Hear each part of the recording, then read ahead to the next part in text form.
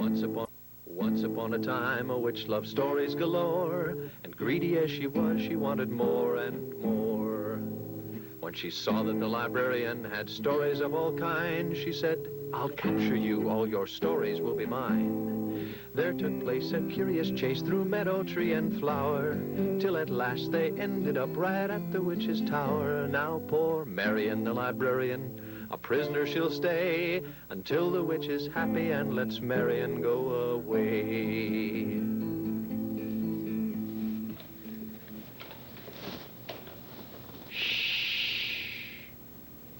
Do you like Halloween?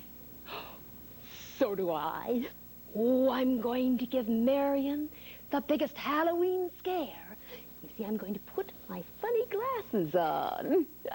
And then I'll sneak down the stairs, and when I count to 3, we'll all say, "Boo," very loudly. Okay? Here we go.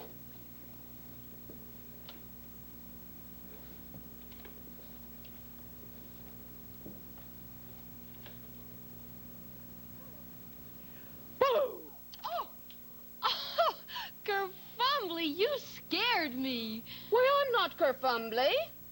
Oh, yes, you are. You can't fool me. Oh, how do you know? Well, I can see your cape, and I can see your dress. Oh, fiddlesticks. I was sure you wouldn't know it was me. Say, do you have a story about a girl ready yet? Almost. I just need a little more time. Oh, well, that's fine. I guess I need a little more time to work on my Halloween costume. I've been working on a Halloween costume myself. Would you like to see it? I got a square of black material for a shawl. That's like a cape that Kerfumbly wears. And I made a mask. I cut a circle out of paper, and then I cut 2 eyes and drew a witch's face on it. And then, in the trunk, I found some yarn.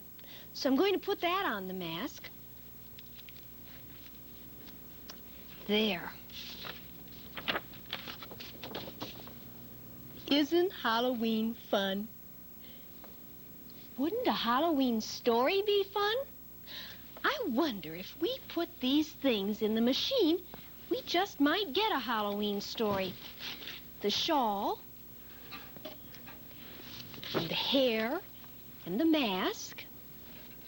Oh, and we need a girl, so the story will be about a girl. Now, let's turn the machine on.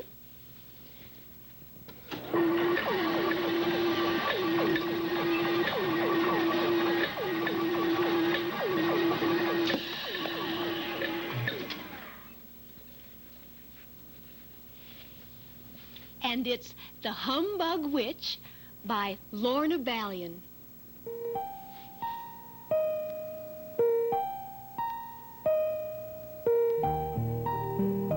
There was this witch, and all of her was little, except her nose.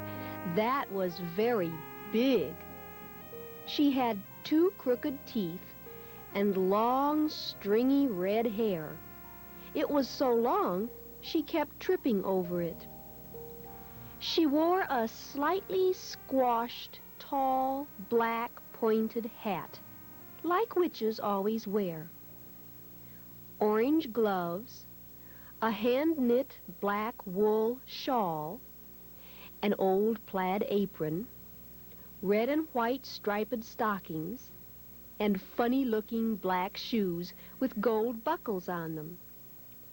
She had a good sturdy broom and a black cat named Fred.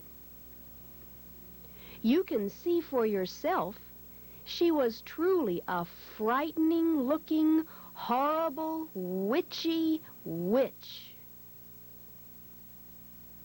But when she tried to do things, they never worked the way they were supposed to for witches. Like when she wanted to laugh wickedly and scare everyone, it never sounded like cackle, cackle, cackle. It always sounded like Giggle, giggle, giggle. Or like when she wanted to go to Portugal or Chicago or to the next door neighbors.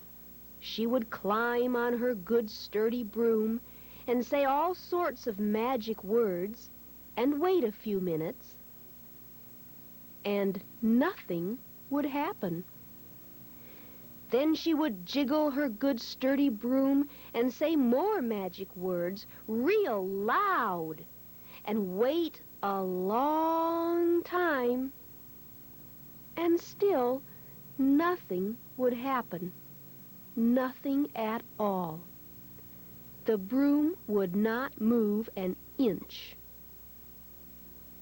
When she wanted to turn Fred into an alligator or a hippopotamus or a candy bar, she would get down on her hands and knees and look Fred square in the eye and say all kinds of magic words and wait and wait.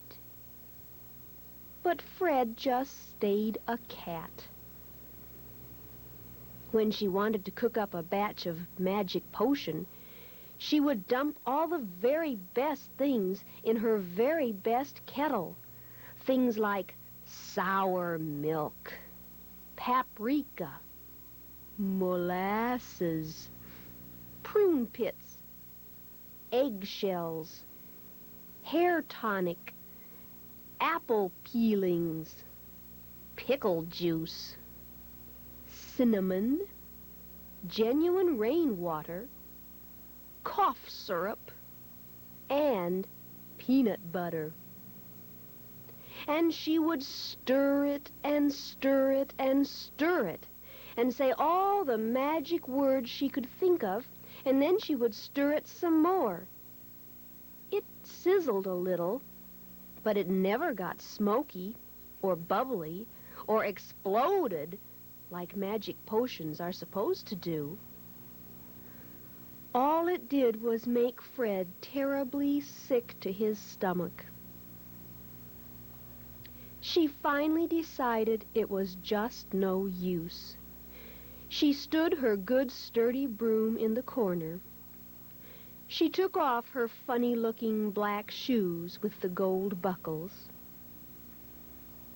She took off her plaid apron. She took off her hand-knit black wool shawl. She took off her slightly squashed, tall, black pointed hat. She took off her orange gloves. And she took off her long, stringy, red hair. She took off her mask.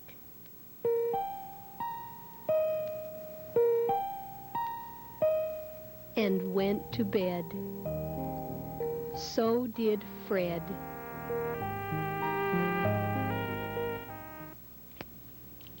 Oh, I think Kerfumbly will like this story, don't you? And if she does, maybe she will finally let me out of here. Come and help me call her, will you? Don't forget to start with your left hand. Left and right and Zachary Zoo. Here's a story just for you.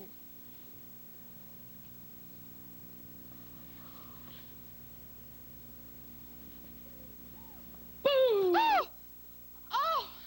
Oh, Kerfumbly, you scared me again. Why, I'm not Kerfumbly.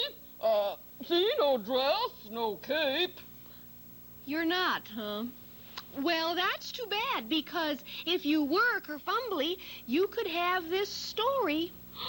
Oh, a story. Oh, for me, thank you. Oh, thank you.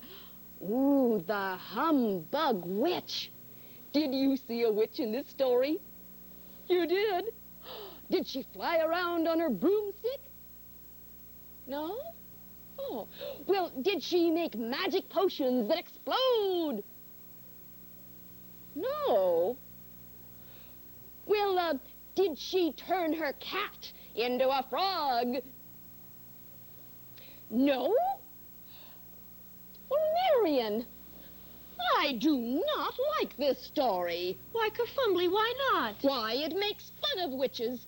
Why, real witches can do just all sorts of magic things. Why, they can snap their fingers and make it snow. Or they can shake their fist and make it lightning and thunder. And they can turn librarians into frogs. Wait. Now, Kerfumbly, you did not ask for a story about a witch. You asked for a story about a girl, and that's what the Humbug Witch was, a girl. Oh. Well, I suppose if I were a girl, I'd find this story very funny. But, I'm not a girl. I'm a witch. And this is not a good story for witches. What are you doing? Oh, look at this. Oh, Kerfumbly. Kerfumbly, where are you? That's something else witches can do. They can make themselves invisible. Well, what can I do now? Find another story. About what? Kerfumbly, are you pouting? Witches can pout, too. Well, I'm going to go trick-or-treating. You stay here and work until you have a story so good that it could win a prize. A story so good it could win a prize? Do you think you could find a book like that? Good. I'll meet you right here next time. Once upon a time, a witch loved stories galore, and greedy as she was, she wanted more and more. When she saw that the librarian had stories of all kinds, she said, "I'll capture you, all your stories will be mine." There took place a curious chase through meadow, tree, and flower, till at last they ended up right at the witch's tower. Now poor Marion, the librarian, a prisoner she'll stay, until the witch is happy and lets Marion go away.